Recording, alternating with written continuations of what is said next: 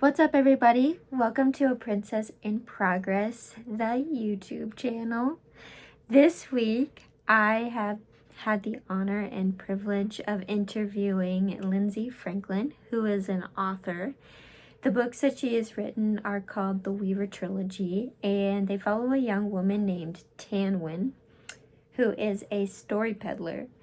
But she's not only just a story peddler, she is a story weaver. So she can actually weave the stories with her hands so people can see it visually.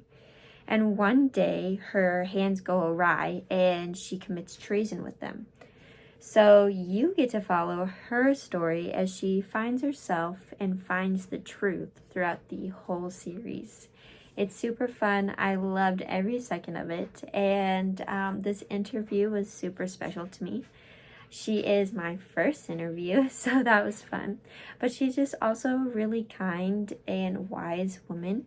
So I really hope that you enjoy this episode. You can find it on my podcast too, the Lonely Girls Bookclub. So yeah, without further ado, let's get started.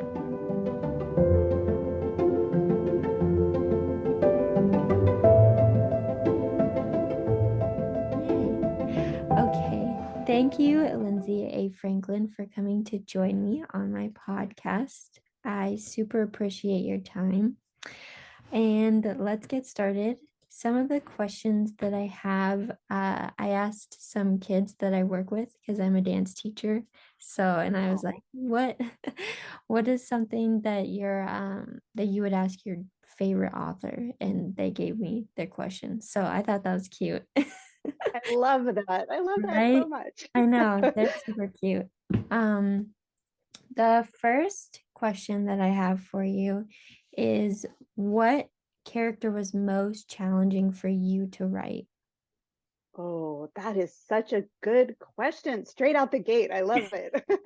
Thank you. um, yeah, that's a great question. Because of course there are sometimes characters who are technically difficult to write for some reason. So for me, that one would be in the first book in my trilogy, The Story Peddler. The One in the Dark is how his chapters are, headlined. So no spoilers if you haven't read it yet who that actually is, but that was technically a difficult character to write because he's been in isolation and in hiding, and for years at this point, over a decade. And so his mind has kind of unraveled because he doesn't have social Yeah. interaction. And so that was a little bit difficult to portray on the page. And my editor and I went back and forth a couple of times about how do we best portray that and still make it readable. So that was a technical challenge, which I really enjoyed. Mhm. And probably the most emotionally difficult character for me to write is Diggy, who comes in to the series in books 2 and 3, the Story Raider and the Story Hunter. And she's one of my favorite characters, but she's someone who has trauma in her past. And so I'm not showing that trauma on the page, but I'm showing the after effects of it, and her trying to recover from that and deal with it and figure out if there is kind of a next chapter to her story. And so that's a very personal character for me, even though me and Diggy are not the same person, but we don't quite react to our trauma the same way, which is probably a good thing. If you've read the story, you know why I'm saying Yeah. that. But it's that, like, kind of sourcing that emotionally was very personal to me. And so I was in trauma therapy at the time I was writing those 2 books, so it was that was a lot, but I'm so happy with how that all turned out on the page. Yeah. I'm sure there's a lot of people who could relate to Diggy because she's just so raw as a character. Um, yeah, she was definitely a great character, very memorable for me. Thanks. Yeah, that was a great answer. Thank you. Okay, so that was my second question, was what was your favorite character to write? So we already went through that one. Did you have Oh, like, I've got another answer to that question, okay, actually. go for it. Yeah, so um the character of Brack in the first book, he's Tanwen's best friend and wants to marry her. She's not super interested in that option, and their relationship really goes through a lot, especially in the first kind of two books. And then I got to the third book, and it's like, what am I going to do with this guy? And I decided that he was going to have a point of view where I got to write from his point of view by book 3. And I think those chapters and Diggy's chapters have the fewest edits for the whole series. My editor just pretty much left them alone, like exactly what I wrote in my first draft. And it was so fun to write from Breck's perspective after getting to know him and putting him through a lot in the first two books. I was like, now he's going to tell part of the story. That's so fun. So I wouldn't say he's like my favorite character across the whole series, but writing from his point of view is one of my favorite things. Yeah. No, that's cool. I like that. It is interesting that it doesn't always end up being your favorite character, but it's something that you may be like excited to explore because you've already maybe explored your favorite character, you know? Yeah. Yes. So do you have a favorite character in your Weaver series? Oh, it's such a hard question because they're, I don't know, they're all a piece of me, and then yet they're all so different from me. So yeah, Diggy and Brack writing from their points of view is definitely a favorite. I love the character of Braith. She was also one of my favorites to write because I don't know. I think across the whole series, one of the things I wanted to do was explore sort of different types of feminine strength. Mm, And so we have different characters representing different parts of that. We have Carlith, who's a very motherly figure. We have Erin, who's like the warrior type, female. And I love Braith's specific type of strength because she has moral strength. And yeah. um, that was really kind of what I was trying to do with her, is have this character who's very sort of classically feminine. She's not going to pick up a sword and, be Mm. fighting battles in that sense, but she's really, really strong because she is so morally centered. And so she was one of my favorites to write. Ooh, ooh, I love that. I did love Braith too because of that. Because for me, I'm definitely a more morally based person that I make choices in life that have to do with morals instead of like emotionally centered or something. So I could definitely relate to her a lot. So, love Okay. that. Yeah. What inspired you to write clean fantasy? That's a great question too. So my kind of what you just said is it's part of it. And I'm not like trying to throw shade at anybody who either writes or reads, fantasy that's a little spicier, maybe a little Yeah. R-rated or anything like that. Like I'm not judging anybody, but for me personally, I really wanted to make sure that everything I wrote, I felt comfortable and proud to like hand it to my mother and have my mom read it. I want to be able to hand it to my pastor and say, yes, enjoy this, YA fantasy that I wrote, and not feel embarrassed about it. And so that was just kind of a person, that's personally why I did it, from sort of a market perspective. My kids are kind of grown at this point. Mostly my youngest is 16, my oldest is 23. So they're in that older teen and young adult kind of zone. And especially when they were like 11, 12, 13, it was really difficult to find stories for them. They were all big readers. We homeschooled when they were younger, and it was hard to find movies. It was hard to find books. It was hard to find stuff that wasn't for little kids, but also wasn't like real heavy with the R-rated content, or stuff that they weren't really ready to kind of, filter that type of stuff Yeah. at 11 or 12, and sometimes even as adults, we want to limit that kind of content that's coming into our minds. And so I really wanted to write for that market, books that are really written for teens and for young adults, so that it's not for kids, it's speaking to stuff that teens and young adults are going through, but maybe absent all of the super adult stuff that you might find in a lot of movies, and unfortunately a lot of YA books these days. Yeah.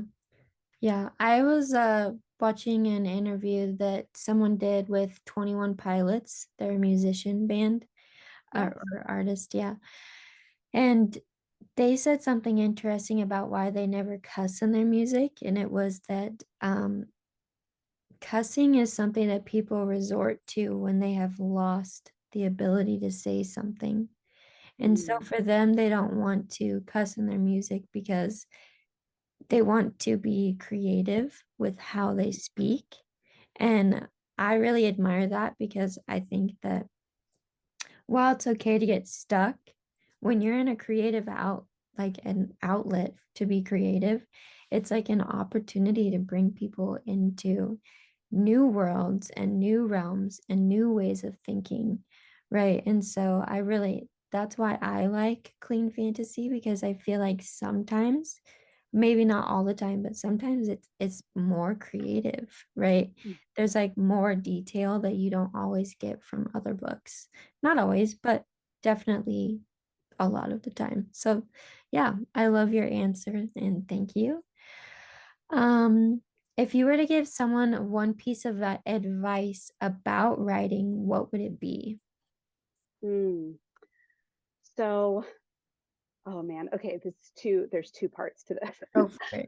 The first part is to keep going, Mm, because I think a lot of people start and are excited when they first start, and especially like if you're trying to write in the industry, trying to publish, whether traditional publishing or self-publishing, it can be really exhausting and daunting and overwhelming, sometimes all those things at once. And it's more of a marathon than a sprint. It's not an easy business to, find success in, however you measure success. If that's just getting your book out there, which is a huge, accomplishment, even that is not easy. It's not easy you know, to draft something and revise it and polish it and get it, produced and ready for readers and everything. So it's definitely more of a marathon. So just keep going. If this is a dream that you have, if you love to tell stories, don't give up.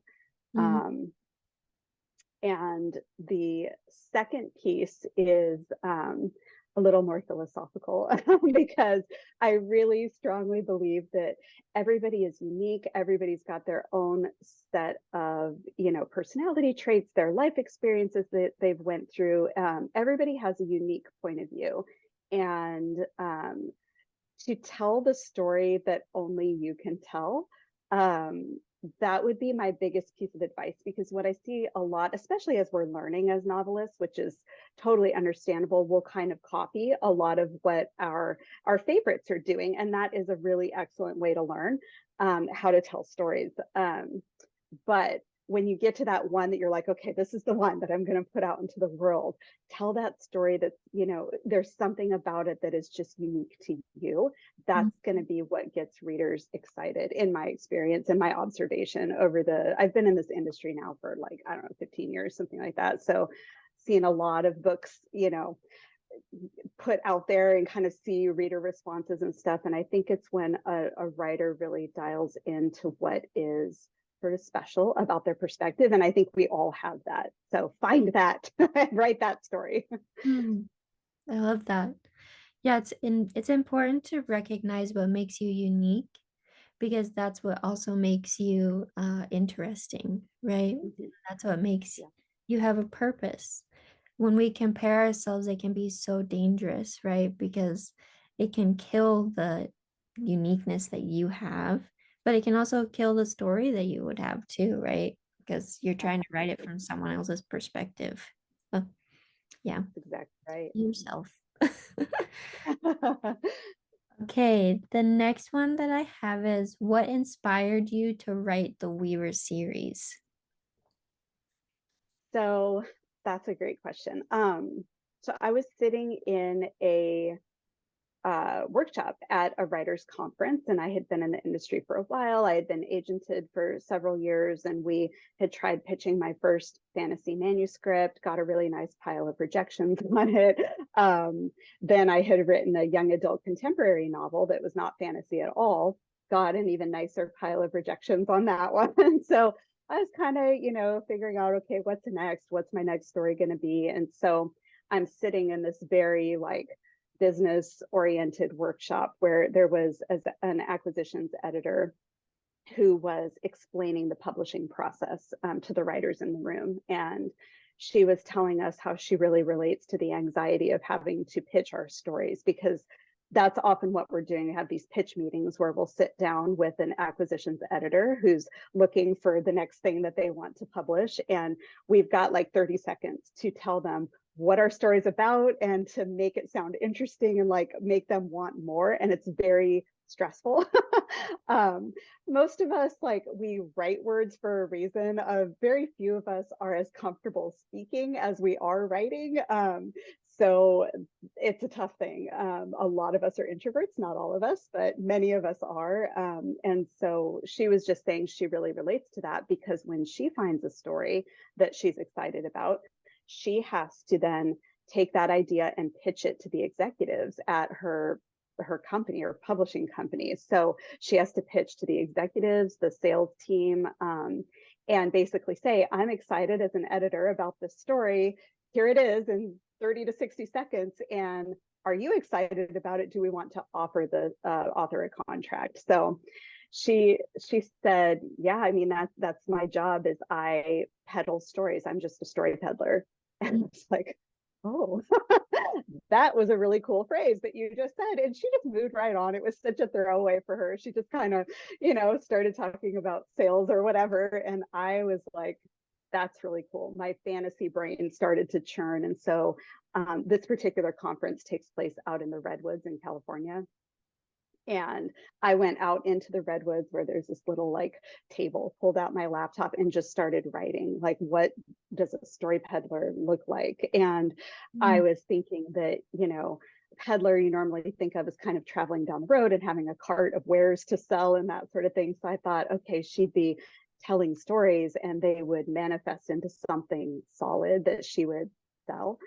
And that was where the idea started. And the story peddler went through a lot of different revisions with the idea and the characters, and all the plot and all kinds of stuff changed over the years. But that first chapter that I wrote in the Redwoods, right after hearing that phrase, is pretty much the first chapter in the published book. So that was where it started.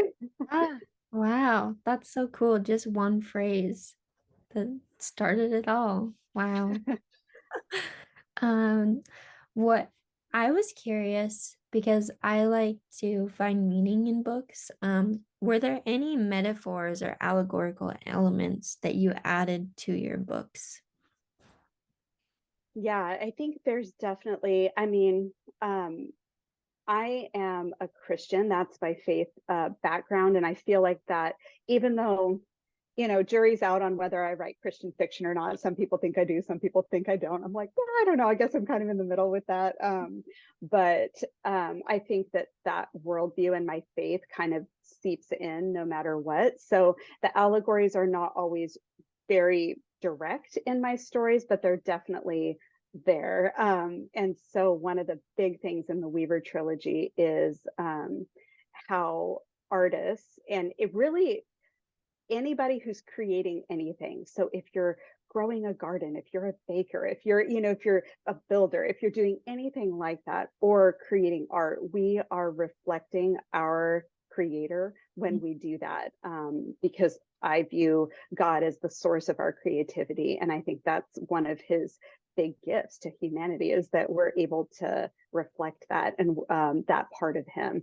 And it's kind of unique, in his creation, that we create at the level that he does. A lot of the animal kingdom, they will build and create things that are very practical, but we create things that are beautiful.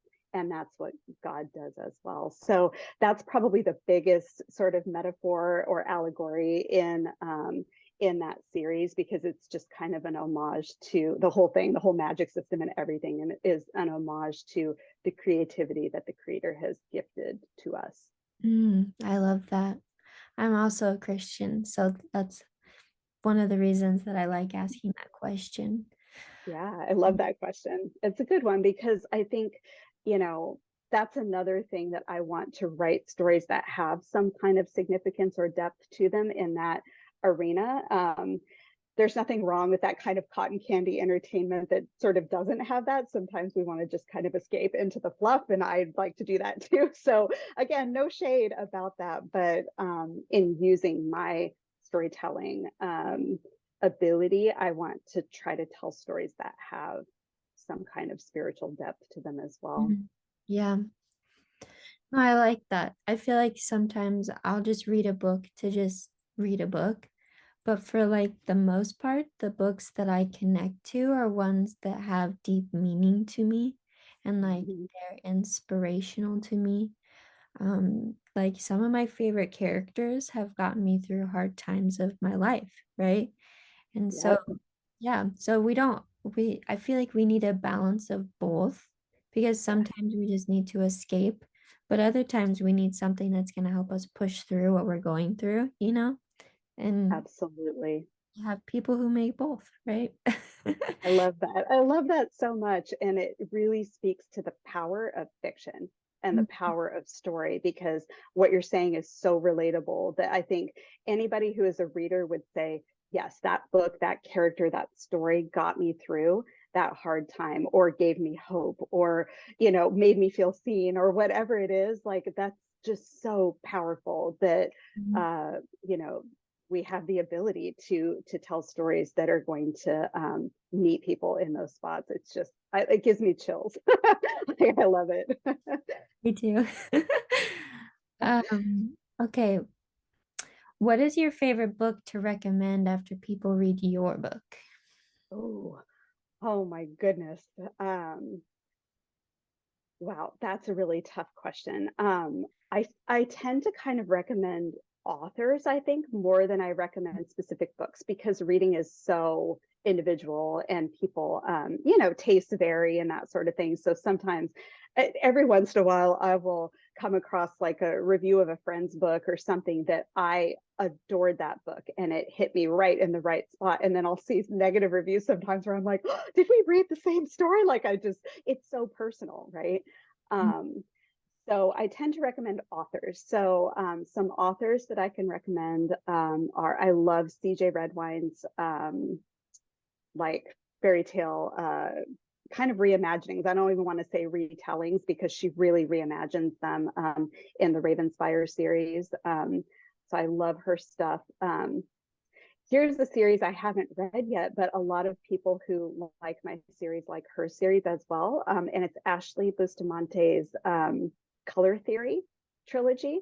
And I think people who like my art magic system like her color magic system.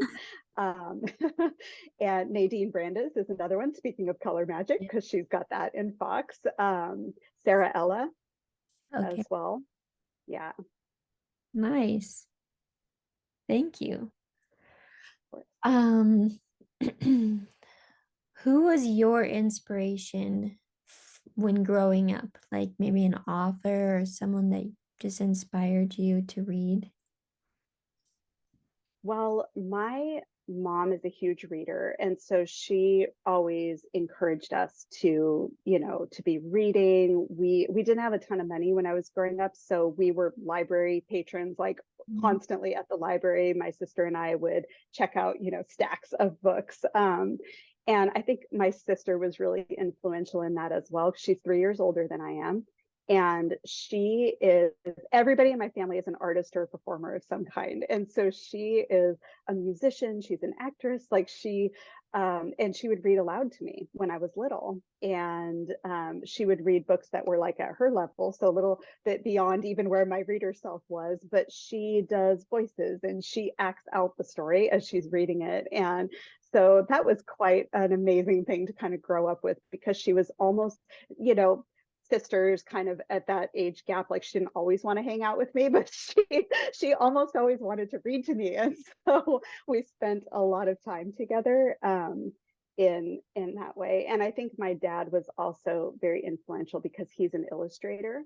Um, and was a graphic designer by trade, and also a photographer, like very artistic family. And so I used to sit by his drafting table when he'd be drawing, and that was magical to me to watch him draw. And I just thought, wow, that's so cool that he can create things like that. And as I got a little older, I was like, oh, I can create things too. I just use words. I don't use, I don't use a pencil, or he has these really cool markers that I loved when I was a kid. But I don't create in that way, but I can create in my own way. So that inspired me, and obviously was also influential in the magic system in the Weaver Trilogy, with the other kinds of artists growing up in that type of family. Yeah, you can definitely tell with all like the weaving with people's hands and just artistic choices. Yeah, I love that. Um, do you have any new projects that we could be anticipating? Oh, what am I allowed to say? Yeah. Yes. I do. I know. I'm dying inside because I'm not allowed to share a ton about my new project, because we kind of have, the like whole marketing plan with it. But I will have a cover reveal for that book coming in August. Yeah. And so, yes, so keep watching social media. For that. So the book's gonna come out next year, and cover reveal this summer. So I'm really excited about it because it's still me, obviously. I think if you like the Weaver Trilogy, you will like this new series, but it's a little bit different because it's portal fantasy. And so my character is contemporary. And so I get to use kind of my natural writing voice, for her, which is just a ton of fun, because that's kind of where I started more with my first fantasy book that was not published, and then my YA contemporary book. Those were both written in more of my natural voice. And so it's really fun for me to be able to return to that, and finally share that with my readers, because they haven't seen that from me yet. So Yeah, it's kind of like Portal Magic or Portal Fantasy is kind of like a Narnia. Would you consider? yes. Okay. Yes. So Narnia, like Alice in Wonderland, anything where you've got a character or characters coming from our world and they're crossing some kind of threshold into the fantasy world. Harry Potter can even kind of be considered portal fantasy, because there's that whole other magical world that's existing alongside our normal world. So that's sort of the subgenre that I'm in, that down the rabbit hole kind of kind of a thing. That's like one of my favorites, so I'll definitely be anticipating that. I love that one. Yeah, I think pretty much all of my favorite books have at least some portal magic in them, so I will be highly anticipating that one. It's my favorite. My very favorite fantasy series when I was a child was the Wizard of Oz series, the Mm. Oz books. And I scoured our whole library system, because there's like 14 of those books. It's not just the Wizard of Oz, there's so many of them. And I was like, I'm gonna find them all. I was like collecting Pokemon with these books. I'm like, where are they? And my dad drove me all over San Diego County, because that's where I'm originally from, looking for the books. I think I maybe got 7 or 8 of them. They didn't have all of them in Oh, our library systems, but I read a bunch of them and I loved those books so much. And they're also portal fantasy. Dorothy coming from Kansas and being whisked away to Oz via tornado. So wow. I didn't even know those were books. Was that before the movie then? yes. So Wow. those are written kind of like turn of the century, like early 1900s. L. Frank Baum wrote those. And something that's really interesting about his world building is he would take letters from his readers who were children and take a lot of their ideas. They would say, oh, can you write this, into the into the next book or whatever. So the imagination in these stories is wild. There's a lot of really odd but great. I say odd, it's a compliment coming from me. I love it, because it's just quirky and weird. And the imagination of a child is something that is so intense and just doesn't have boundaries, and I love that. So he incorporated a lot of that into his kind of subsequent books that he wrote. So Yeah, that's super cool. So the last question I have for you is what is your favorite type of character? I think it's called an archetype. Like, what's your hmm. favorite type of character to write? Oh my goodness. Well, gosh, that's a hard question because I feel like our stories really need a lot of different types. And so I'm trying to think like what is my favorite thing to write? I love a good mentor character. I also love to kind of play with foils. I like characters who are foils. For in some kind of way, whether it's because they provide kind of a little bit of antagonism towards the main character without being like a villain per se, but somebody who's maybe a little bit of an enemy, or somebody who where they have really great banter. That's probably my favorite thing, is when I can write scenes that have really snappy dialogue. I love that. So characters that provide that kind of opportunity for me, that's my favorite. Nice, nice. That brings up a good segue into this podcast is called the Lonely Girls Podcast because I feel like book readers often struggle to find other people who like to talk about books, right? And so it Yep. brings up a good segue to um, the whole purpose behind this, which is to build community. And so do you think that there's a good way to build community as a book reader? And if so, how do you do that in your life?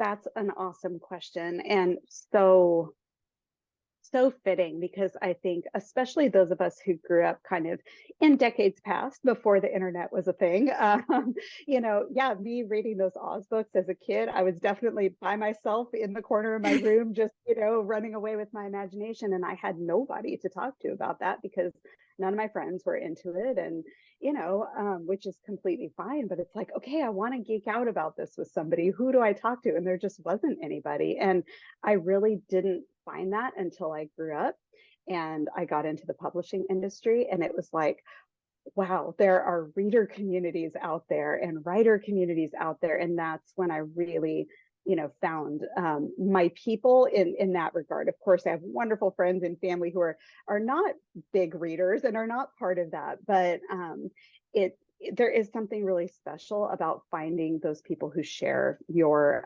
passion for something, whatever it may be. So the internet is a huge blessing, I think, for people like us, because that's where I have found my community. And now a lot of my very best friends are writers who don't live near me. Like, we keep in contact via, messaging apps and that sort of thing. You know, Facebook groups, Instagram communities. I mean, those are kind of the places where I find community of, people who like what I like. Mm. And sometimes there's conventions and conferences and retreats and things where we can get together in person. But I just encourage people, if you're like, you find yourself commenting on a lot of the same Bookstagram posts as somebody else, and it's like, be friends with that person. Well, you should reach out to them and connect. And you know I've seen all kinds of really cool relationships forged that way, groups built that way. For writers, I've seen critique groups come together that way, where it's aspiring writers maybe commenting on the same author's posts over and over, and it's like, oh, you write? Yeah, I write too. We should share our work with each other and get feedback. And it's just, that's such a beautiful thing. So the internet is your friend in this case, and social media is our friend in this case. Yeah, that's great. I also, for me, I've found that just being myself in certain groups. I was at a party one day and I had made a sweater or sweatshirt and it said something from one of my favorite books. And someone across the room saw that and was like, we need to be friends because I love that book and I can't talk to anyone about it, right? So Yes. I think also being yourself can just encourage people to come and talk to you. And usually you find people that like what you like by doing that, you know? That is so true. I love that. And I love that there's so much more of that kind of like merchandise. That sounds weird to Yeah. frame it that way, but you know what I'm saying? Shirts and jewelry and all kinds of stuff that we put on ourselves, and it kind of signals, yes, I'm that type of person too. If you're that type of person, you know this story. I have a couple of things like that, like in my bio, my author bio, where I call my husband a scruffy looking nerf herder, and that people who get that, I'm like, you're a Star Wars fan, and Uh-huh. so you are a Star Wars nerd like me, and so we're going to be friends. So like just little subtle things like that, and you know when you've kind of found one of your people when they mention it. Like if anybody ever says, "Oh, I loved that little bit in your bio," I'm like, "Yes, you and me, let's talk." I did catch that. I was gonna say something about because I was like, that's definitely about Han Solo. My first crush as a little girl, I was like, Oh, "Oh, Han Solo." Yep. Little 80s child. mine was Luke. I always liked Luke Skywalker, but I'm a Yeah. huge robot fan too. So I love the Yeah. robots. They just never get old and they're always sassy. I just love They're them. so fun. They're so fun. And a really good example of kind of that foil type of relationship or character. The robots really like do that in Star Wars. I love that. 3PO, Yep. he's amazing. I love him. R2 as well. Yeah. They're such good comedic relief. I love that. I feel like people who they know what they like and they know how to express what they like. They're people who are super creative too, and I love that because it all feeds into one to each other. It all feeds and finds its way, and then you make your own thing and other people make their own thing from your own thing. It all Yes. builds. Absolutely. That's something that I've found in my day job too, because I'm the managing editor at Enclave Publishing. So I'm in a lot of other people's books all the time, and I can tell when I'm really feeling a story when suddenly I'm like getting ideas for my own story, and it can be completely unrelated to whatever I'm reading, but it just inspires me to go like create my own thing too, because I'm like feeding off of the creativity of somebody else. That makes it sound like I'm a leech, but it's like a little parasite, creative parasite. But I think that's kind of the way it works for a lot of us, where it's like I watched this movie that I just loved, or I talked to this person who was so excited about that book, and it just inspires you to go create your own thing. And it's like this really beautiful web of creativity and awesome art and just fandom stuff that comes out of it. I don't know. I just love it. I love it. I love it too. Maybe one day I'll write a book. You should do it. Right now, I don't think I focus enough to write a book. I have all those ideas, but I don't sit down and focus on them yet. So maybe one day.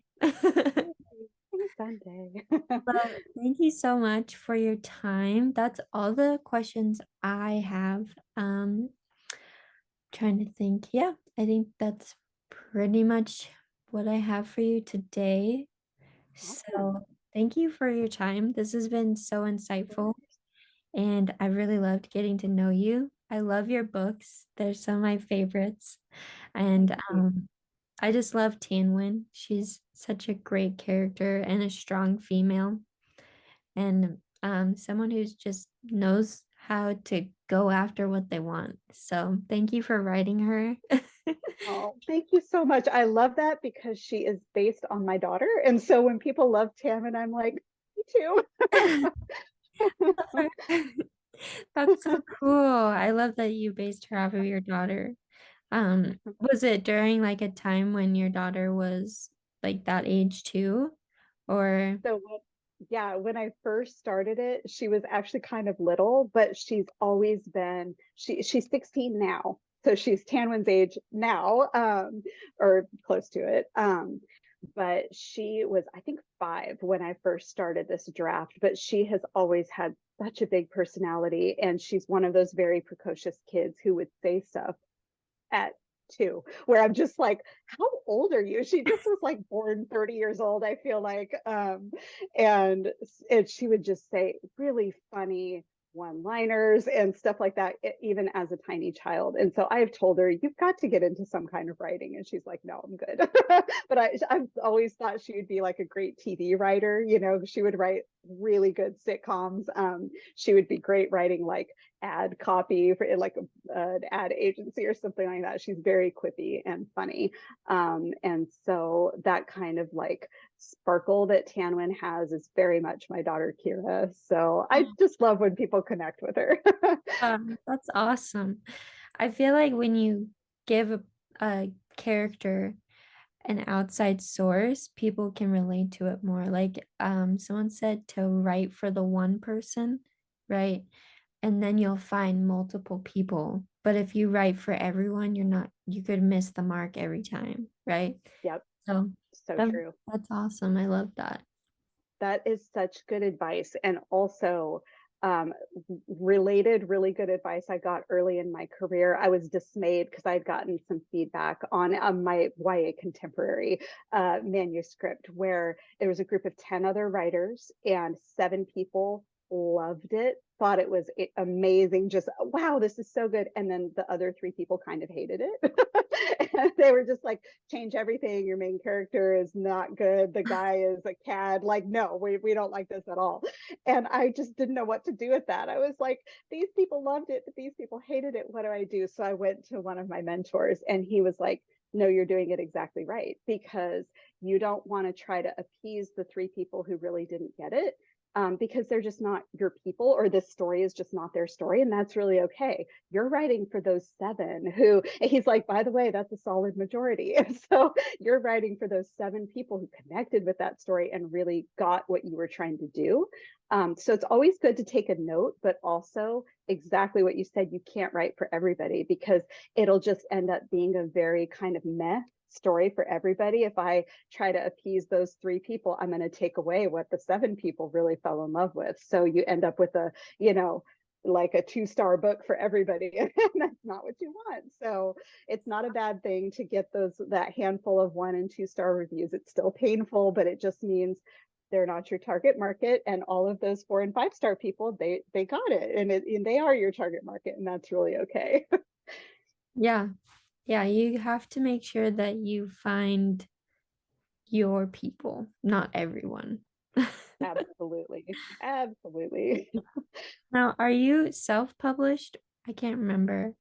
Or are um, you with a publishing house? I am with a publishing house that is kind of like a smaller house, but yeah, it is traditionally published. Yeah. Yeah, I feel like I've seen your books in places that you have to have a publishing house to do that. So that would make sense. Yeah, Nice. I'm a big fan of both publishing routes. You know, traditional publishing and indie publishing is a really great option for authors these days. And you can build such a good career over on that side of the fence too. I haven't made leap yet, but probably someday I'll end up being hybrid. I love having a team behind me at a traditional house, but I'm a big fan of both. Yeah. Yeah, I've met some indie authors, and then so does that mean that you're considered an indie author? No, I'm still traditional, just kind of at a smaller house, so not with, you know, one of the like big giant conglomerates. So we still have it. My publishing house really feels like kind of a tight knit community. It has like a family sense to it, which I really love. So it's kind of like my first choice, actually. Like being with a really huge house has, you know, its benefits, of course, obviously. But I love the sort of like family feel at my publisher. So that's Yeah. why I went back there for my next series. I was like, yes, we're going to stay here because this community feels like family to me. And to your point earlier, it's so important to find your community. So, They support you in everything.